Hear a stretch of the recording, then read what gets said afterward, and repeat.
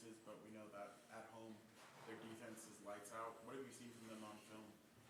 Well, I think they're obviously a very well-coached unit, and they've got some veteran players that they communicate very well. So they can make adjustments. They understand what teams are trying to do to them. They respond quickly to it. You know, they're a good defensive team. And as we know from going up there last year, that's a tough place to play, especially since this is a playoff game. So, you know, we're just trying to work to be as best prepared as we can, knowing that those guys do a really good job. And if Hunter's able to play, what are you hoping to get from him? Well, it's been good to see him practicing. He's been working in there and getting some reps. So, you know, it's hard to say. I mean, you know, people always want to put a number on it, but I don't know that you can do that. Obviously, if Hunter can go, his contributions will help. You know, whenever you've got a really good player that is coming back, that can help. So, you know, it would just have to be determined by how a little bit of how the game's going. So, in other words, if he's in there, it's same old Hunter Henry, and whatever limitation might just be in the number of plays that he does. I hope it is. Okay. I don't know that you can say that after having been off for this whole time, you know, to go right into a game and say, same old Hunter. But if there was somebody that could do that, you know, he could be the guy. I tell you what, you just have so much respect for how hard he's worked to get back. You can tell it, and you can see it out there on the practice field. He loves the game. And, you know, so whatever happens, I hope for him, because how hard he's worked, he gets the opportunity to do that. With Flores now calling the defense for them, any changes in how he calls it, maybe compared to the years with Patricia? Well, I mean, you know, I see a good defense with both guys calling it.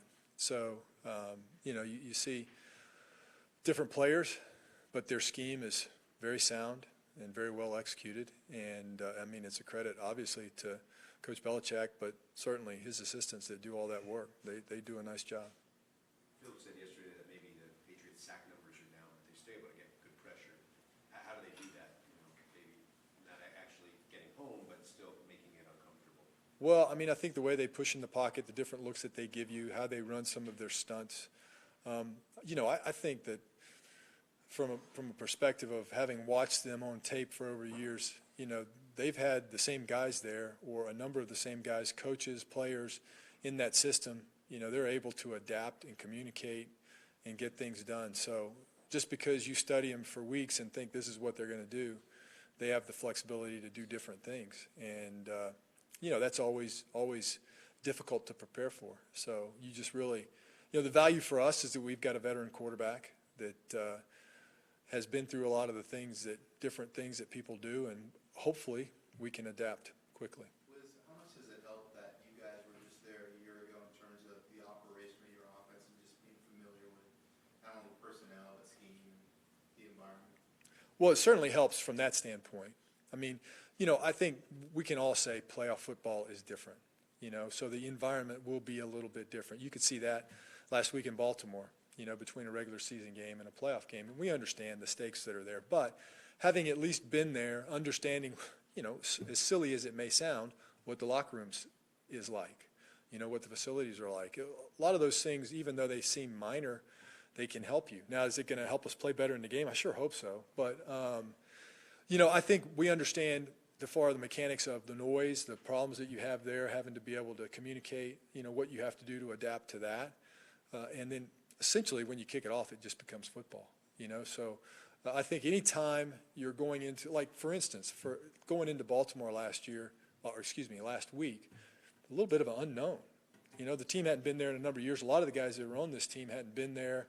That environment, playoff football, you know, a little bit different. Now this is the second week, and we're going into a place where we are a little bit more familiar with. So, you know, any little bit of extra help that we can get, we certainly appreciate, and I think maybe that can help us. Last Sunday, the one turnover that you guys had was Virgil trying to fight for extra yards, got the ball punched out against the Patriots. You know that they capitalize on turnovers. Do you tell your receivers, safety, or running backs to just go down, or to keep on fighting for those yards? You know, I don't think you ever want to say give up yards just to go down. I think but to your point, you know, they are very good at doing that. They make dedicated efforts to get the ball out, and they're successful with it, especially at home. The statistics there are pretty high. So, yes, you have to be aware of it. You know, we do a thing every week, and I said once before, you know, a lot of this is because of Coach Lynn and his culture, and being a former running back and running back coach, he understands the value of that. We work that every week. We do a presentation about it every week. We talk about it. We've been a lot better about that this year, and you know, the one with Virgil, the ball got out just a little bit, and they knocked it out to their credit. So, you know, we've got to be diligent in protecting the football and not necessarily going down, you know, but when you get into a crowd or you're in those situations, you got to make sure that you've got it wrapped up well. Talking about that coaching staff culture, you said the playoffs are a little different. Have you guys made any adjustments, you know, as coaches to prepare for postseason? Well, I mean, you know, not so much. I guess it's more of a been-there mentality than it is, you know, making adjustments. I mean, it's a normal week. I think you try to keep your schedule as normal as you can. You just understand it's, you know, if you don't win, you're not playing. So the stress level's a little bit higher. But, you know, we've been together. I think what's helped us, and I know maybe I sound like a broken record, but, you know, we've been together for a little bit. And I think really going on the road and being successful like we have been on the road this season doesn't guarantee a win, but you know, dealing with that adversity and being able to handle it to some degree will help us. It helps you in that because you're a little bit toughened against some of the things that can distract you. So, you know, hopefully that can help. But we've been in a pretty good routine. When I think anytime you win 12 or now 13 games, you get into a pretty good routine. And once again, that doesn't guarantee anything. Once you get into the playoffs, it all starts over. But, you know, our guys have been good about sticking with our routine and preparing, and, you know, hopefully that can help. Melvin Gordon had out practice yesterday. Do you expect him to practice today? You know what? I don't even know what the reason for that is, so I would let Coach Lynn speak about that. How much do you monitor his health on the game day, you know, throughout the game, just checking in with him, see how it's Well, the training staff does a great job of communicating with us about that. I mean, ultimately, they talk to Coach Lynn about what's going on, but if there's going to be a period where he's going to be out, they'll let us know. So, but fortunately for us, you know, we got a number of guys that have stepped up and gone in, and we have a rotation, so that certainly helps. With Melvin being dinged up the past couple games and having to come out, has Jackson, Newsom kind of gotten more curious in practice? Well, they got a whole bunch in Kansas City, you know, when we played there. I mean, these guys, it's been a little bit of a blessing that they were forced in there and been able to play. So, you know, I think, to your credit, to your point, it's a good point. If this was their first game going in where they had to play, if they do, you know, you'd be like, woo, playoff game, you know, in New England is tough. But, you know, these guys have played. They've gotten reps. They've both done well when they've been in there, talking about Detrez and JJ. But, and, you know, and Austin seems like he's back to his old self. So that certainly helps that we've got some guys that have at least been in there.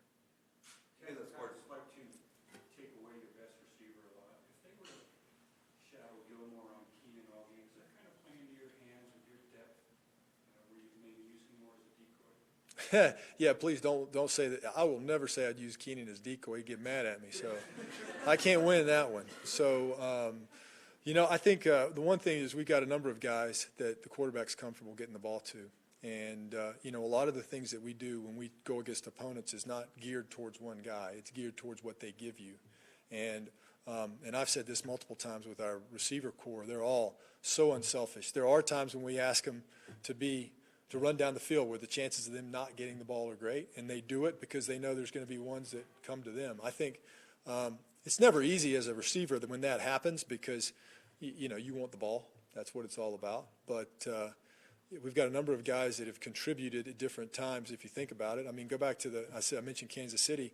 Travis Benjamin had some huge contributions in that game. You know, Tyrell has had his games where he's had contributions. One week it's Mike, one week it's Antonio. You know, it just seems that's the way it plays out. And when we're at our best, I think it's a lot of these different guys are making plays. So hopefully we can get some of that going Sunday. You faced the Ravens twice and the Broncos twice, and it wasn't pretty, but you got the job done. But facing a new team like the Patriots, you think I can help you out and scoring more points, 1 to 23? I hope so. Those were pretty good defenses we've been going against the last 3 weeks. That was kind of a grind. But, you know, for us, even in those situations, we had opportunities where we missed plays. At the end of the game in the Ravens, we had the long run that we got them on the blitz, you know, and we got called back because of penalty. That's been our biggest bugaboo. It's not so much been the defenses that we've played against, which give them credit. They have a lot of respect for them. They're good. It's been more about us and our mistakes that we've made. So we've got to be able to clean some of those up and, and hopefully get better and put a few more points on the board. Thanks, guys.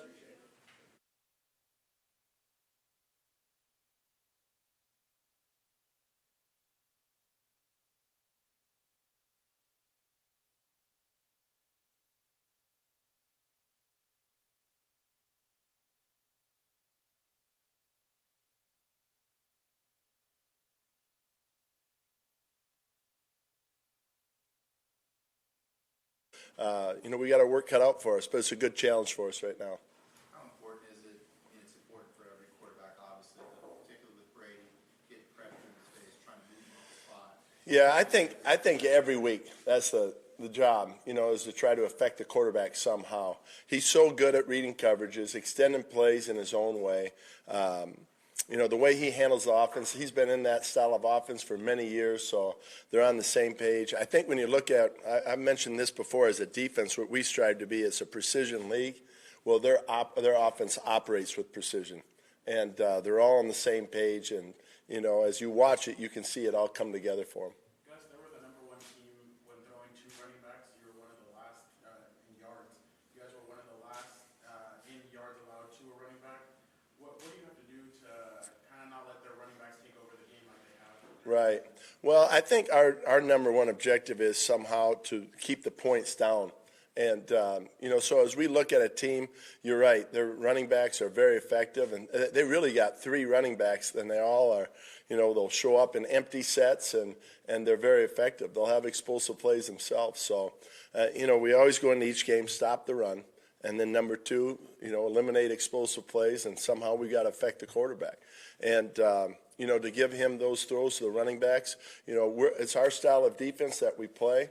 And, we go about it that way, and we try to put our guys in the best position to play those things. Those 7 DBs you guys utilized against the Ravens at times obviously was effective, got Brady's attention. Is that something that maybe, can work for? Well, I think, every week is different. I learned through Larry Coyer, actually, when I was with him in Tampa, about the importance of personnel placement. And we talk about personnel placement every week. So, I think for that game, that was more of a decision we made for that game. And then, every week is different. Gus, speaking of personal placement, with Bosa being back for a while now and kind of getting back to what he was playing last year, how are you able to effectively use both Bosa and Ingram, either on opposite sides or on the same side, to create rush? Right. I think that's another situation where we talk about every week. Is it left and right? Is it, how do we position those guys? Even on first and second down, it's a conversation that we have. And then obviously on third down as well. So, hopefully across the course of a year, they've been in different places. I think we try to do that just so teams can't book where they're going to be. But, again, that's game-by-game basis, how we position them. Coach, yesterday, Coach Lynn was saying how certain players elevate their game in the postseason. He mentioned Gronk as one of those guys. Just even that, what kind of is that? Very challenging. I think you have to have great awareness where he is. But even if you have awareness where he is, he still makes plays. His length, his catch radius, he's been doing it for a long time. He's one of those players that they're on the same page. He's a go-to guy for them in critical situations. So, a lot of tight ends, you have awareness where they are. We really got to hone in on where he's at. Then you mentioned also their three running backs back there. Just how difficult is it with their different skill sets and everything? It is. They all have different running styles and in the passing game, how they utilize them. So, and they all play equally. You got to be ready for them all. So that just adds to our preparation. I think the fact that Derwin's already faced tight ends like Kelsey and ones in your division kind of favors him in this matchup against them. Well, every tight end is different. And, that's another thing that we look at, too, is their skill set. And but you're right, at times we do, in our man coverage situations, we'll match them up, and other times we'll put them on backs, and other times we'll put them on slot receivers. So, again, it's by week, how we utilize him. And there's been times when he's been back in the middle third. And, based on what we're seeing, style of routes that we see, then we just, put our personnel in there. Seems like the past few weeks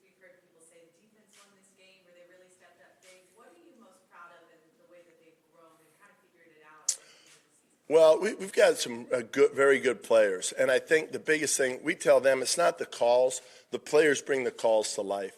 So, you say, hey, the Baltimore game, you did some good things. Well, it really wasn't the calls. The players brought the calls to life. And I think they really have taken ownership of that. And each one of them personally, and then as a position group, and then as a unit. And I think that's cool to see them have ownership of it and try to take it to whatever level they see fit. I think Coach said in an interview when you brought the 7 DBs idea to him, he thought you were crazy. What was it like trying to convince him, and also when you went into the defensive meeting, what were they like when said, this is how we're going to go? You know what? The meeting with Coach Lynn when we presented it as a defensive staff, he understood, some of the situations pertaining to with the scheme. So, we talked to him just about the game plan, and he was great. The unit, when we explained it to them, we just went in and said, this is our plan, this is how we're going to do it. And, I think they have great faith in each other. I don't know about the coaching staff, but I know they have great faith in each other. And so whatever their guys are positioned, they believe that player, has a chance to be successful. You played a lot of dime against New England last year. I think Next Gen said more than half the time you played 6 DBs against them. If you went with 7 DBs this week, is it kind of a natural progression from that plan last year? Well, I think when you look at tape, we are who we are as far as how we play our coverages.